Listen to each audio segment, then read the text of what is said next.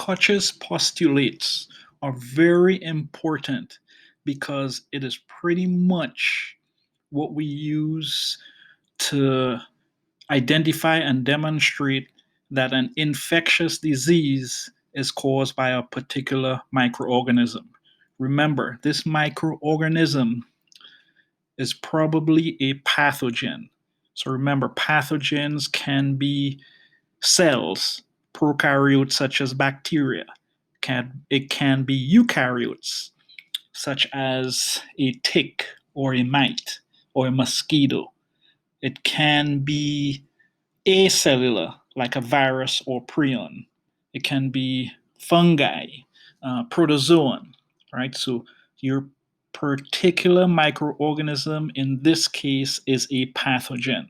So a specific pathogen is identified to cause a specific infectious disease. And this is where Koch's postulates come into play.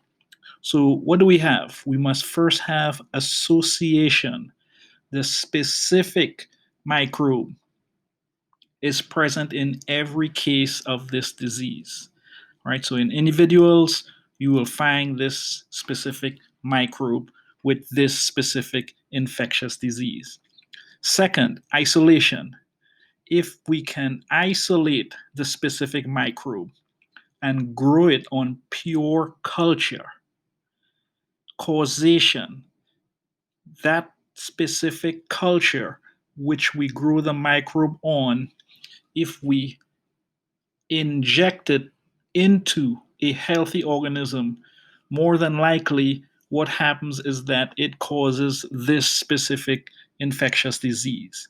Now, if we can re-isolate it, in other words, take that specific microbe out again and grow it on culture, then it is safe to say that that specific microbe causes that specific infectious disease. Remember, the difference between a disease and infectious disease, actually, it's better to say non infectious disease, is that infectious diseases have a pathogen, whereas a non infectious disease lacks a pathogen, which in many cases are microbes.